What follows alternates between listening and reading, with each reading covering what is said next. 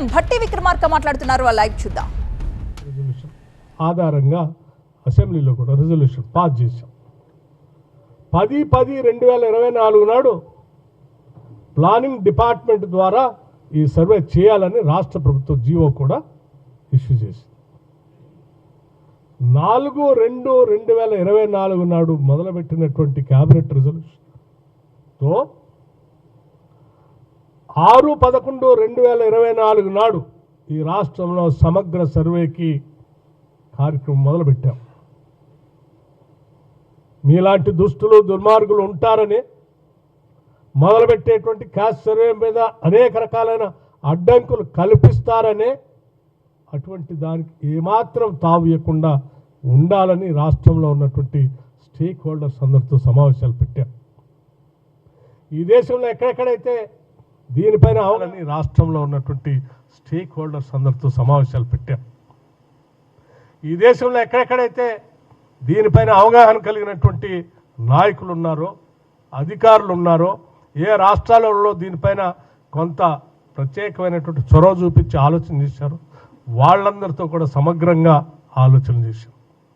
ప్రతి ఆలోచన ఈ రాష్ట్రంలో చేసేటువంటి సర్వేకి సంబంధించి ఎటువంటి చిన్న పొరపాటు కూడా జరగకుండా ఉండాలనేటువంటి అనేక సమావేశాలు నిర్వహించాం.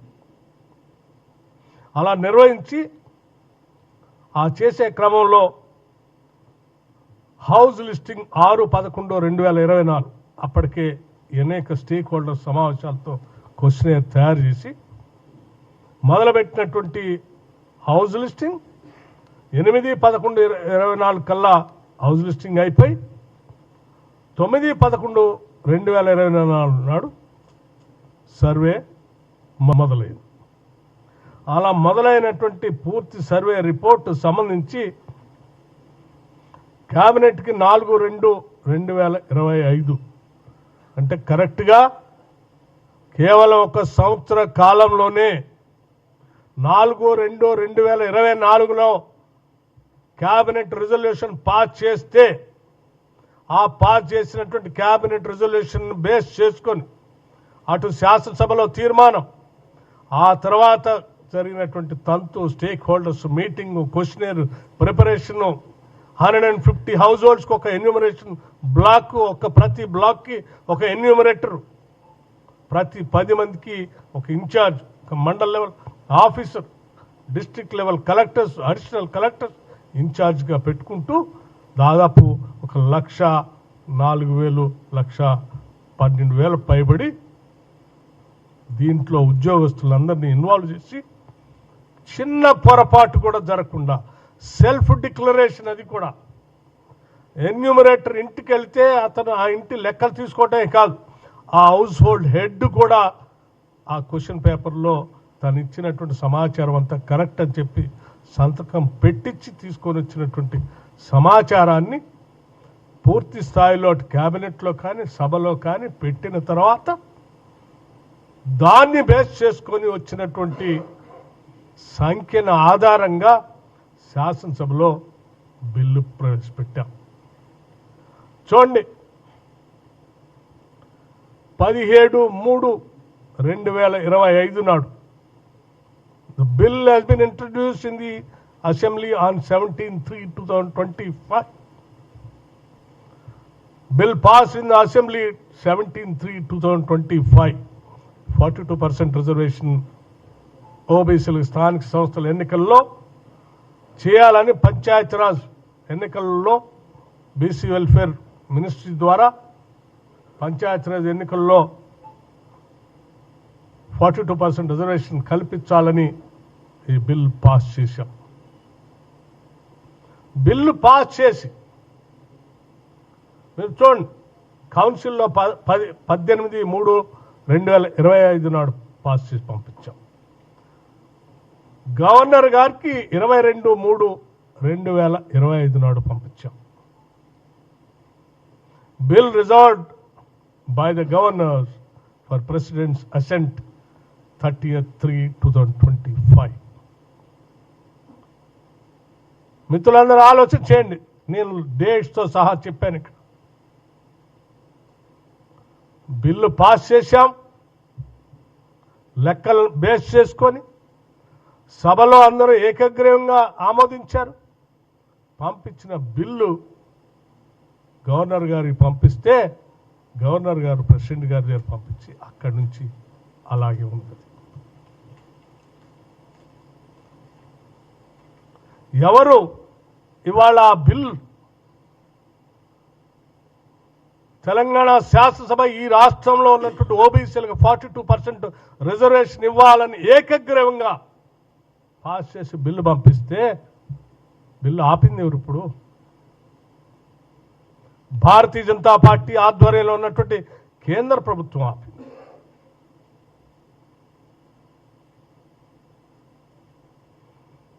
బీజేపీ గవర్నమెంట్ ఏమో మేము పంపించిన బిల్లు ఆపుతుంది.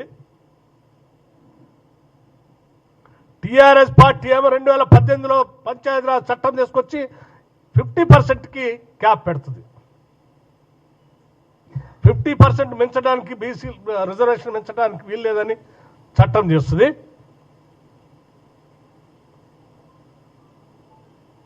ఇవాళ మేము బిల్లు పాస్ చేసి 42% రిజర్వేషన్ కల్పించాలంటే భారతీయ జనతా పార్టీ ఆపుతుంది. ఎవరికి చిత్తశుద్ధి లేదు. మీరేమో 50% దాటకూడదని క్యాప్ చేసింది టీఆర్ఎస్ పార్టీ. మేము బిల్ పాస్ చేసి పంపిస్తేనే బిల్లు యాక్ట్గా కాకుండా ఆపిందేమో భారతీయ జనతా పార్టీ. అంటే మీ ఇద్దరు కలిసి ఈరోజు రాష్ట్రంలో ఉన్నటువంటి ఓబీసీలకు నోటి దగ్గరకు వచ్చినటువంటి 42% రిజర్వేషన్ రాకుండా అడ్డుపడింది కేవలం ఇటు టీఆర్ఎస్ బీజేపీ పార్టీ తప్ప ఎవరు కాదు. దెయ్యాలు వేదాలు వల్లించినట్టు ఈరోజు మీ ఇద్దరు కూడబలుక్కొని ఈ 42% రిజర్వేషన్ సంబంధించి అమలు కాకుండా ఉండటానికి కారణమైన మీ ఇద్దరు ఈరోజు కాంగ్రెస్ పార్టీ కాంగ్రెస్ ప్రభుత్వానికి సంబంధించిన చిత్తశుద్ధిని శంకిస్తూ ఉంటే నవ్వాలు ఏడవాలో అర్థం కావట్లేదు. జియో అప్పుడే ఇష్యూ చేయాల్సి ఉండే, ఇప్పుడే జియో ఎప్పుడు ఇష్యూ చేస్తారు? జియో ఇష్యూ చేయడానికి కూడా ఒక బేస్ కావాలి కదా మాకు. ఆ బేస్ తయారు చేయడం కోసమే కదా సంవత్సర కాలం సిపెక్ సర్వే అంతా చేసింది.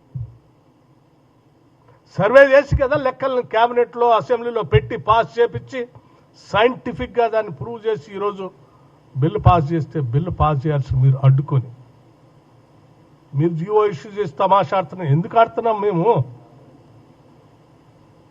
తప్పనిసరిగా హైకోర్టు ఇచ్చినటువంటి తీర్పు ప్రకారం 30/9/2025 కల్లా రాష్ట్రంలో పంచాయతీరాజ్ ఎన్నికలు జరపాలని హైకోర్టు ఒక పక్కన తీర్పిచ్చింది. రైట్, ఇది జరపాలి అంటే ఆ స్థానిక సంస్థల ఎన్నికల్లో ఓబీసీలకి 42% రిజర్వేషన్ మేము కల్పించాల్సింది. కల్పించడం కోసం కావాల్సిన ప్రక్రియ అంతా పూర్తి చేసి బిల్లు చేసి పంపించాం. పంపించి ఎప్పుడు జీవో ఇష్యూ చేశాం? 8th April 2025 state of Tamil Nadu versus governor of Tamil Nadu. 8th April 2025, please carefully. 8th April 2025 సుప్రీంకోర్టులో ఒక డైరెక్షన్ వచ్చింది. 8th April 2025 state of Tamil Nadu versus governor of Tamil Nadu WP 1239/2023. ఏం చెప్పారు? రాష్ట్ర ప్రభుత్వం బిల్లు పాస్ చేసి పంపిస్తే ఆ బిల్లులు 3 నెలల్లో మీరు పాస్ అయినా చేయాలా, తిరిగైనా పంపించాలా, పంపించకపోతే deem to have been passed, acted అని సుప్రీంకోర్టు చెప్పింది. ఈనాటి వరకు కూడా దీనికి సంబంధించి ఏ కోర్టు దీన్ని ఖండించలే. That means it is in force. మేము బిల్లు పాస్ చేసింది ఎప్పుడు? 17/3/2025. మేము జీవో ఇష్యూ చేసింది ఎప్పుడు?